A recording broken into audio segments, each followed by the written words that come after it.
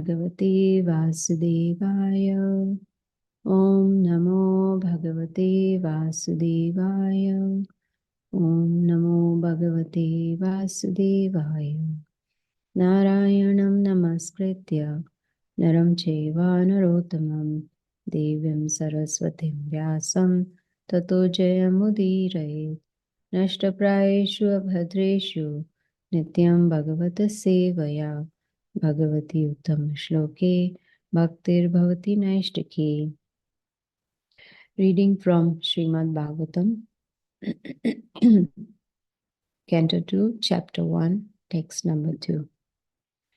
Shrotavyadini Rajendra Nrenam Santi Saharshaha Apashyatam Atmatattvam Griheshu Grihamedhinam. Shrotavya Adini, subject matters for hearing. Rajendra, O Emperor. Nrenam, of human society. Santi, there are. Sahasrashaha, hundreds and thousands. Apashyatam, of the blind. Atmatattvam, knowledge of the self, the ultimate truth. Griheshu, at home. Grihamedhinam, of persons too materially engrossed. Translation and purport by Srila Prabhupada. Srila Prabhupada ki jai. Those persons who are materially engrossed, being blind to the knowledge of ultimate truth, have many subject matters for hearing in human society, O Emperor. Purport. In the revealed scriptures, there are two nomenclatures for the householder's life. One is Grihastha and the other is Grihamedhi. The Grihasthas are those who live together with wife and children, but live transcendentally for realizing the ultimate truth. Excuse me. The Grihamedis, however, are those who live only for the benefit of the family members, extended or centralized, and thus are envious of others. The word Medhi indicates jealousy of others. The Grihamedis, being interested in family affairs only, are certainly envious of others. Therefore, one Grihamedhi is not on good terms with another Grihamedhi, and in the extended form, one community, society, or nation is not on good terms with another counterpart of selfish interest. Excuse me. In the age of Kali, all the householders are jealous of one another because they are blind to the knowledge of ultimate truth. They have many subject matters for hearing: political, scientific, social, economic, and so on. But due to a poor fund of knowledge, they set aside the question of the ultimate miseries of life, namely miseries of birth, death, old age, and disease. Factually, the human life is meant for making an ultimate solution to birth, death, old age, and disease. But the Grihamedis, being illusioned by the material nature, forget everything about self-realization. The ultimate solution to the problems of life is to go back home, back to Godhead, and thus, as stated in the Bhagavad Gita 8.16, the miseries of material existence, birth, death, old age, and disease are removed. The process of going back home, back to Godhead, is to hear about the Supreme Lord and His name, form, attributes, pastimes, paraphernalia, and variegatedness. Foolish people do not know this. They want to hear something about the name, form, etc. of everything temporary, and they do not know how to utilize this propensity of hearing for the ultimate good. Misguided as they are, they also create some false literatures about the name, form, attributes, etc. of the ultimate truth.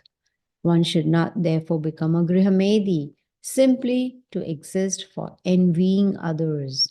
One should become a real householder in terms of the scriptural injunctions. Om Agyanatimirandasya Gyananjana Shalakaya Chakshurunmilitam Yena Tasmai Shri Gurave Namaha. Translation once again. Those persons who are materially engrossed, being blind to the knowledge of ultimate truth, have many subject matters for hearing in human society, O Emperor. So here we see so many important points Srila Prabhupada has given us in the purport. And he's also giving us knowledge how, when we follow the process he has given us for self-realization, it'll be like we're taking the first step towards realizing Krishna. Very important topic is discussed in this purport, of course, the translation too. The difference between Grihastha and Griha Medhi. You know, most of us, we have heard this many times, the difference between Grihastha and Griha Medhi. But the point is, have we meditated upon the difference? Have we tried to think about our position for those of us who are married? Are we living like a grihastha or are we living like a grihamedhi? Very, very important. Excuse me. Grihastha, Srila Prabhupada says, lives with the family, but in a Krishna conscious way.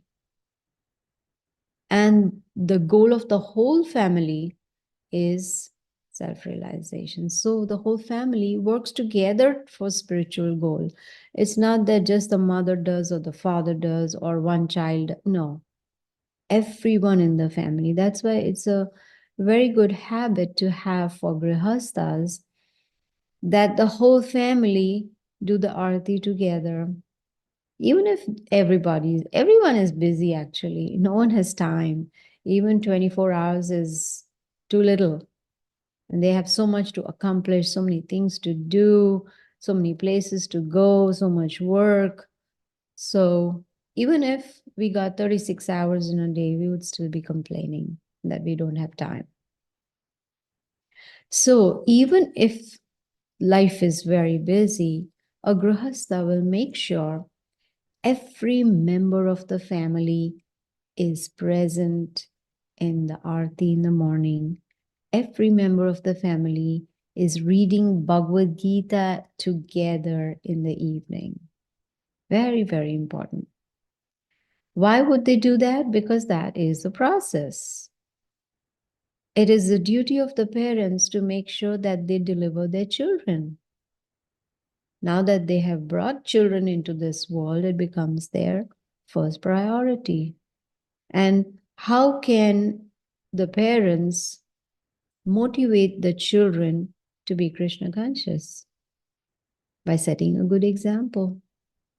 By waking up early in the morning, doing the arati, chanting rounds attentively, reading Srila Prabhupada's books, going to the temple, especially on Sundays, doing some service, giving this knowledge to others. When the children will see how the lives of their parents have changed for the better after becoming Krishna conscious, they will probably get inspired to follow too.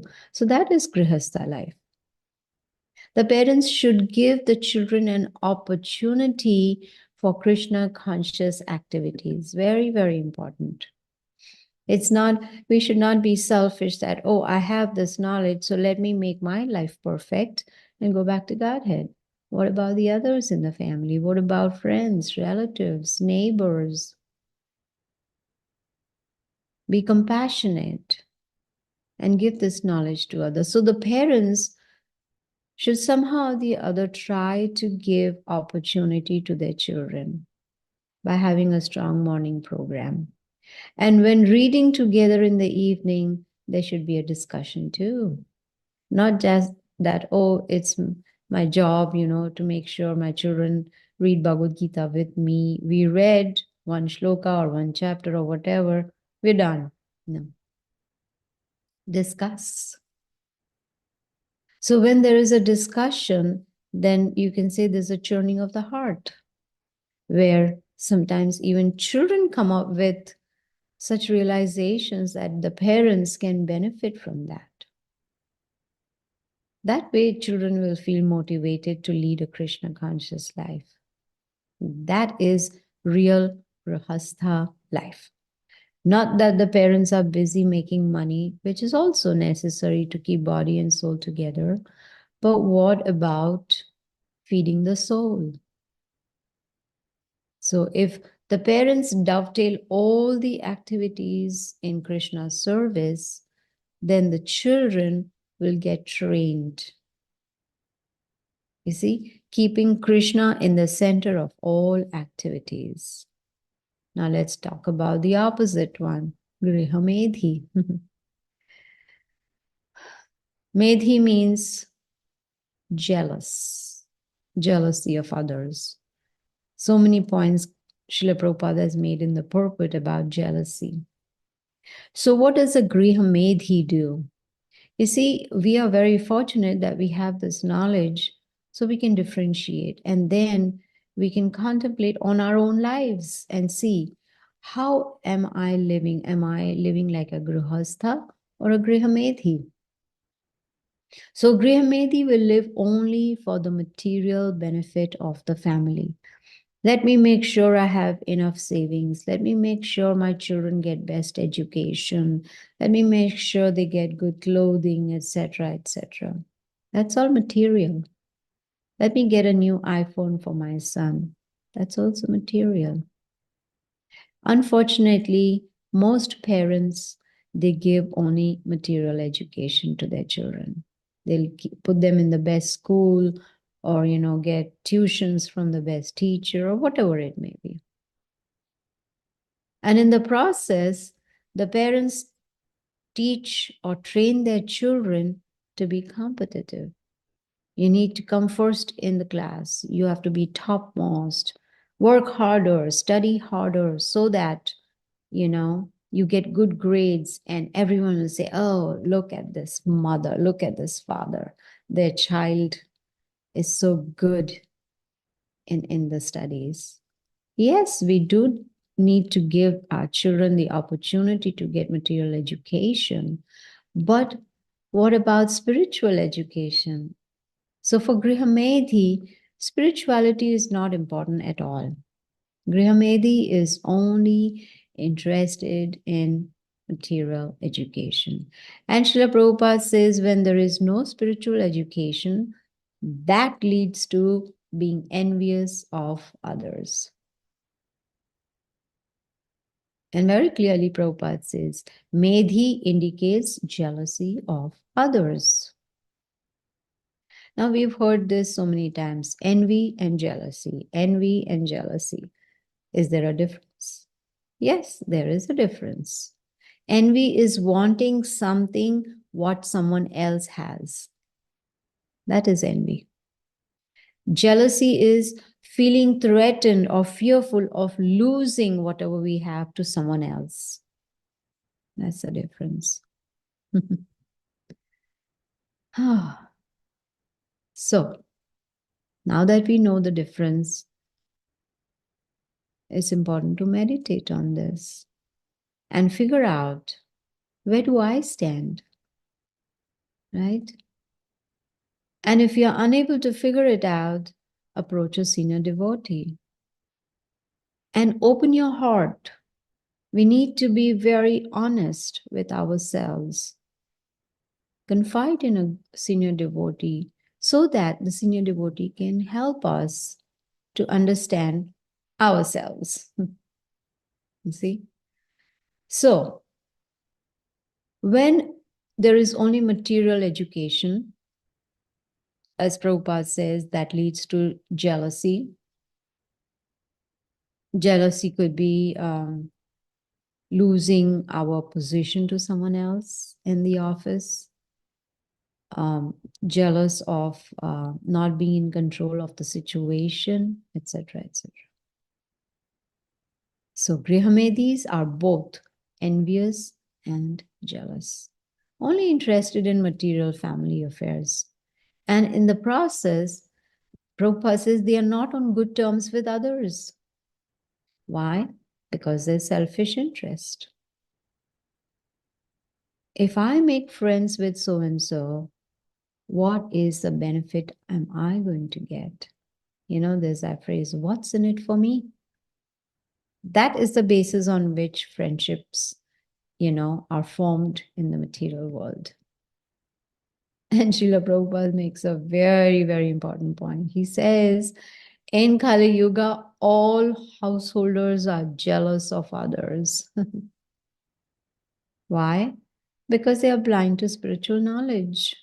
There's no spirituality. They are not interested in Krishna consciousness, and they don't mind hearing anything and everything except about Krishna.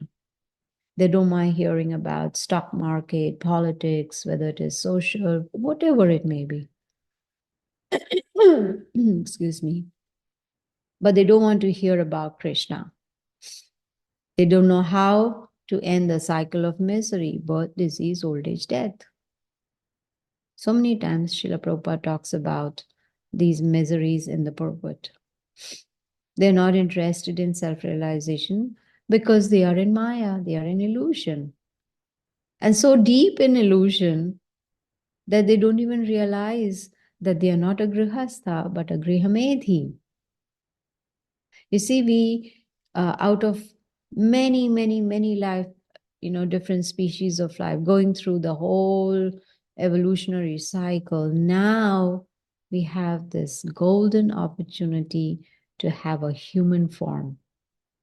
And in this form only, it's possible to break this cycle of birth and death.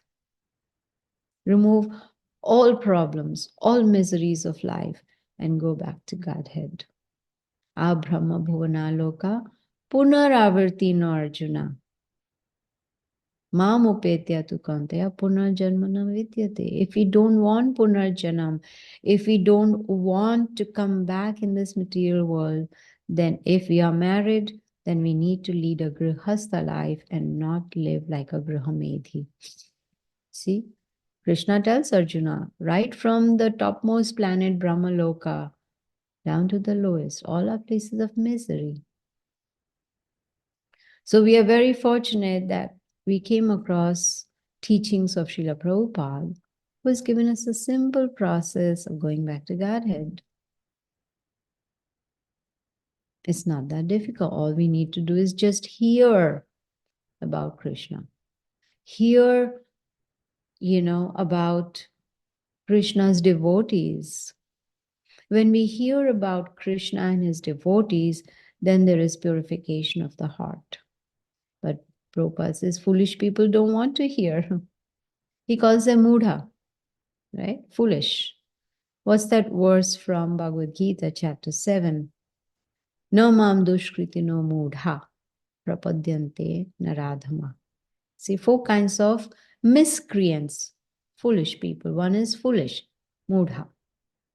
So 4 kinds of people do not surrender to Krishna. They don't want to hear about Krishna because they feel once we start hearing, then we'll have to follow what Krishna says in the Bhagavad Gita. And right now, we don't want to do that because we are so happy enjoying our senses. We are enjoying with our family, friends, relatives, whoever it is. If we talk to them about enjoyment of senses, then they get deep into that conversation. I remember when I used to work in the corporate world, every morning before we started work, everyone would say, good morning, how are you? I'm fine, how are you, etc., etc. The pleasantries, as they say. And then I would notice a group of colleagues would stand and discuss the weather for 30 minutes. What's the weather today? What a waste of time. You see? So, Grihamedis, excuse me, they want to hear about anything and everything except Krishna. And they don't realize that whatever they are spending time on, enjoying the senses, all that is temporary, right? It's not going to last. Today I'm happy, tomorrow I'm not happy. Next week I'm happy, following week I'm not happy. That's the nature of the material world. Kalir dosha nidhe rajan, right? Kali Yuga is ocean of faults. It doesn't say Kali Yuga is full of faults. That's a very mild way to put it. Excuse me. But Kali Yuga is an ocean. Can we measure an ocean? No. Ocean of faults like unlucky, misguided, short-lived, quarrelsome. And one of the disqualification is they don't know how to use their hearing power. Prabhupada says in the purport that they are interested in false literatures, but not in Krishna Katha. There's so many different kinds of literatures available. When someone asks me, oh, have you read that book? Have you? No. Where's the time? We don't have enough time to read all of Srila Prabhupada's books. So where's the question of hearing false literatures? So we need to be careful. If you're married, we do not become grihamedis. Because if we become a grihamedhi, then envy is going to enter our heart. We'll start envying others. Instead, we should try to become a real grihastha. Now, how do we figure out who's a real grihastha? It's there in the scriptures, right? Vacha vegam, manasa krodha vegam, jiva vegam, udarapasta vegam. You need to control austerity. Bhagavad Gita has given us knowledge about austerity of mind, speech, body. I was actually reading a transcription of Srila Prabhupada's lecture on these two verses of this canto, this chapter, verse number 1 and 2. And Srila Prabhupada says that we see here that Parikshit Maharaj, he is questioning Shukadev Goswami, what is the duty of someone who is about to die? It's such an important question. But most people do not realize that. They think I'm going to live forever. As Dhira Krishna Prabhu told us the other day, we have 7 days notice. We can die on Monday, Tuesday, Wednesday, Thursday, Friday, Saturday, or Sunday. We have 7 days notice. But still, it does not click. That realization is not there. When we wake, for most of us, when we wake up in the morning, we start thinking what to cook for breakfast, what to offer the Lord, and this and that, and job and chores, etc., etc. Do we stop and think, oh, I've got one extra day to live. Thank you, Krishna, for giving me one more day. That realization is most probably not there. So we see that Parikshit Maharaj has inquired about Krishna. Why? Because he was born in a Vaishnava family. He is Arjuna's grandson. Pandavas were Vaishnavas, devotees of Krishna. So Parikshit Maharaj, right from childhood, he worshipped Krishna. He actually played with his deity. What are we taught when we are little? Play with the dolls. Especially in this country, every few days or weeks or months, I don't know, new models of dolls come out for the little children, right? Now you can change their clothes and you can change their the way they look, etc., etc. But Parikshit Maharaj, he did not play with toys. He played with his own deity. And he was, even in childhood, he was inclined to hear about Krishna. So now, at this stage of his life, when he's about to die in 7 days, he is inquiring about Krishna. So the question is, should I just hear about Krishna or something else? This is Parikshit Maharaj's question indirectly to Shukadev Goswami. So what does Shukadev Goswami do? He congratulates Parikshit Maharaj. He says, your question is glorious because you have inquired about Krishna. And this question is auspicious for all people of the world, not just for people in India or Hindus. No, it's glorious for everyone. So inquiry is good, but is it possible that we will understand Krishna? Yes, it's possible with the mercy of Guru and Krishna. We can understand Krishna, but then we need to put forward our best effort in spirituality.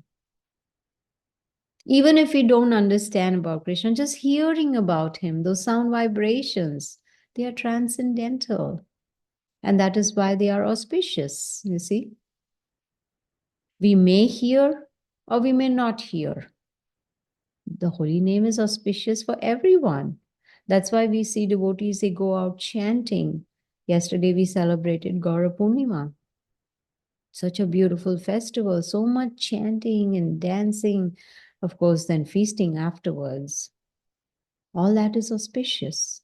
It creates a proper atmosphere.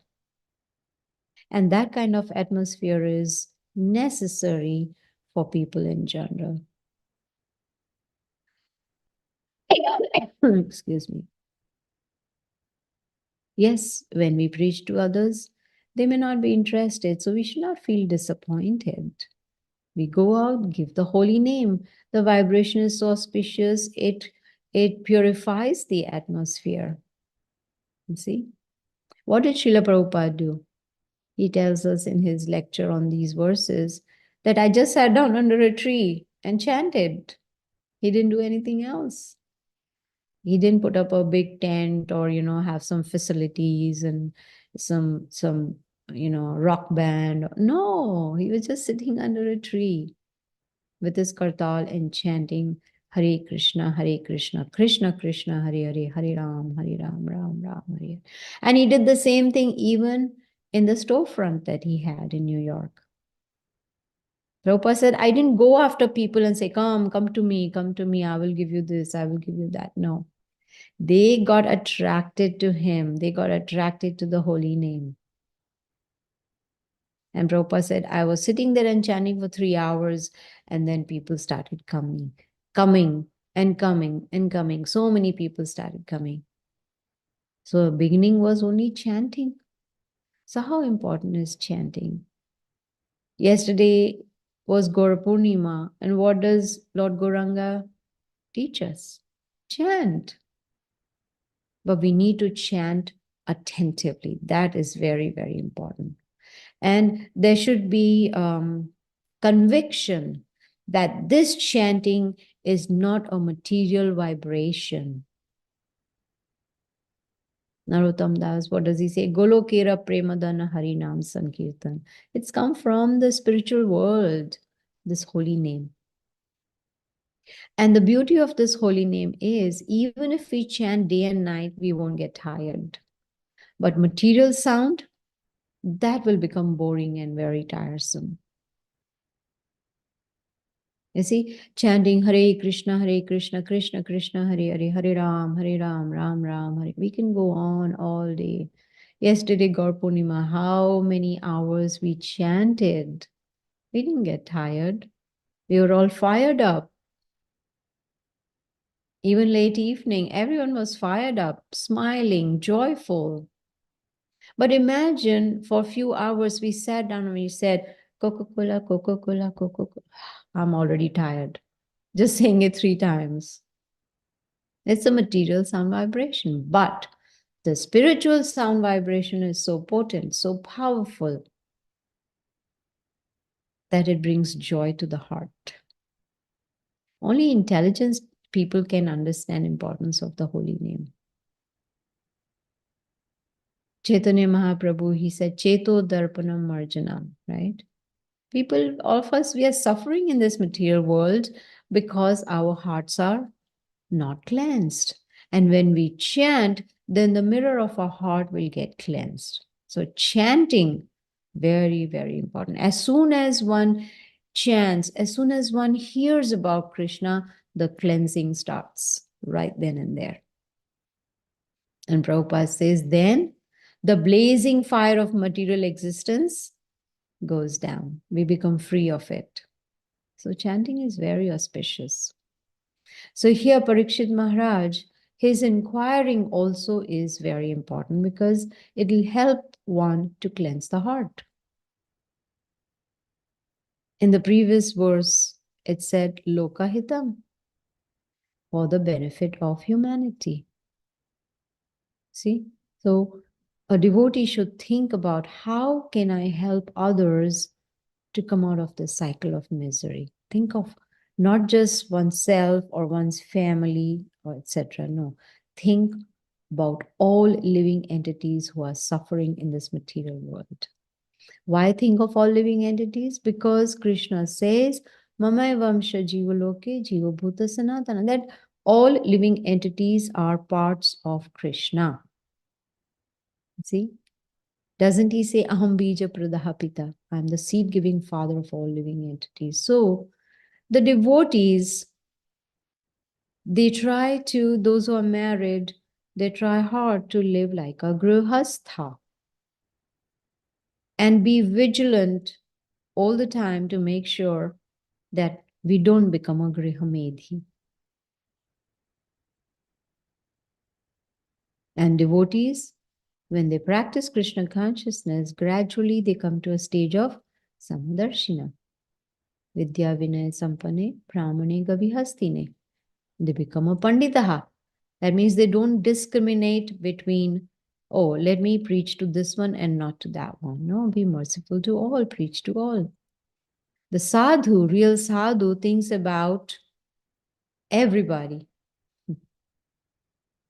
thinks about benefiting all the living entities like the Goswamis did, right? Lokanama Hitakarine. They were the benefactors for all.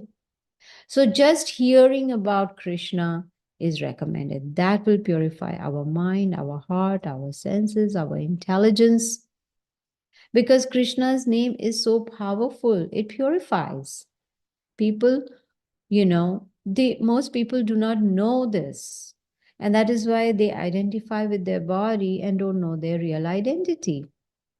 So until one understands I am a spirit soul, one will continue to suffer. See, because of so much material opulence, especially in this country, there's so much material opulence that people forget their own identity. You see? Why? Because of ignorance, less intelligent. But when one starts following the process of Krishna consciousness, then it's considered real intelligence. So Srila Prabhupada, he came to make people intelligent. Now one may say, oh, you're trying to insult me. I'm already intelligent. Yes, maybe materially. But as far as self-realization is concerned, are we intelligent enough? You see, bodily concept of life is not intelligence, living comfortably. But then next life coming back as an animal, is this intelligence? No, that's waste of human form of life. You see, unfortunately, we forget our past life. Death means forgetfulness. The whole hard drive gets wiped out. We don't remember anything when we come back. So now that we have this gift of Krishna consciousness, it becomes our business to enlighten others. And at the same time, remain alert so that we don't fall into Maya. Keep ourselves away from Maya. Excuse me. So if we follow the process given to us by Srila Prabhupada very seriously and strictly, then Prabhupada says Maya cannot touch us. She's actually looking for loopholes to capture us, to take us in her control. And once we get into Maya, it's very difficult to come out of it. What does Krishna say in the Bhagavad Gita? Devi hi esha gunamai mama maya duratyaya. Very difficult to overcome. But those who surrender to Krishna, then they can easily cross over this material ocean. All we need to do is think of Krishna, hear about him, chant about him. Even just simply thinking of Krishna is highest meditation. And when we chant, we make sure we chant attentively. That way we will be in touch with Krishna and away from Maya. Then Maya cannot touch us. If we follow that process, then we will be able to remember Krishna at the time of death. And then the whole life will become successful. We'll be able to go back to Godhead. You see? So the verse once again, those persons who are materially engrossed, being blind to the knowledge of ultimate truth, have many subject matters for hearing in human society, O Emperor. I'll stop here. Thank you. Hare Krishna. Hare Krishna Mataji, thank you very much for a very, very nice lecture, especially defining envy and jealousy, and also going into depth about what a Grihastha is supposed to do as a family, and also